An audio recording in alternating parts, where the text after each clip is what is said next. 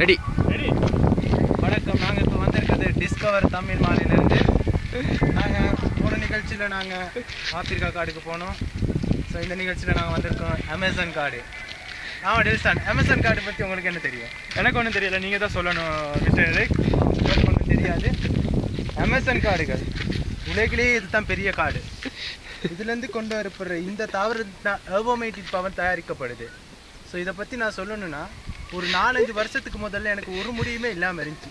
அதுக்கு பிறகு எனக்கு ஒரு பாட்டிக்கு போக முடியல, எங்கேயும் போக முடியல. இப்போ எவ்வளோ முடி இருக்குது, நான் மிகவும் சந்தோஷப்பட்டிருக்கேன். அதுக்கு காரணம் எர்வோமேட்டிக் பவர். தலையில் மட்டுமா? தலையில எல்லாம். ஸோ காலில் கூட முடி வந்துச்சு. நான் சேவ் பண்ணிட்டேன் தற்பொழுது. என்ன காரணம்? ஏன் இந்த தாமதம் வந்து அமேசான் காடுகள். ஸோ இந்த தாவரத்தை பற்றி உங்களுக்கு தெரியுமா? இல்லை, இது தேயிலை மாதிரி இருக்கு. தேயிலை இல்லை, இது ஒரு தாவரம். தாவரத்தின் பேர் நெட்ரோபொலிட்டன். விஞ்ஞான பேர் ஜஸ்லேகாஸ். உங்களுக்கு இந்த பேர்லாம் அறிய வாய்ப்பு இல்லை, ஏன்னா இந்த அரிய வகை தாவரம் நான் முதல்ல சொன்னேன். ஸோ இந்த தாவரங்கள் இப்படி இருக்கு. முந்தைய ஒரு காலத்தில் இங்கே ஒரு குடும்பம் இருந்துச்சு, கொண்டைக்கையா குடும்பம்னு. மன்னிக்கணும், கண்டைக்கையா குடும்பம் வந்து அமேசான் காடுகள் அந்த தொங்கலில் தான் அவங்க இருந்தாங்க. அவங்களுக்கு பார்த்தா அது அவங்களுக்கு பாரு, ஜூம் பண்ணி பார்த்தா தெரியும் அந்த அமேசான் காட்டில் இருக்கு. அந்த குடும்பத்தில் பார்த்தா மொத்தம் ஒரு டோசன் ஒருத்தர் இருந்தார்.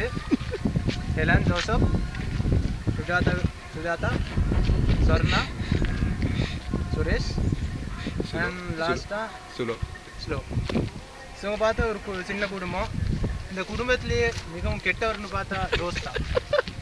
களவெடுக்கிறவர்கள அப்படி ஒரு துல்லியமானவர் அவர். ஏன் சொல்கிறேன்னா, நான் அவரோட கொஞ்ச நாள் இருந்திருக்கேன். 2002ஆம் வருடம் நாவலத்திட்டியில் ஒரு நாள் நான் கடைக்கு போனோம். காலையில் முதலாவது இரும்பு கடைக்கு போனோம். இரும்பு கடையில் பார்த்தா அங்கே நிறைய ஆணிகள் இருந்துச்சு. தாத்தா இங்கே அவர் ஜோஸ் சொன்னார், இடுதாரு. அப்போ ஒரு கைடு.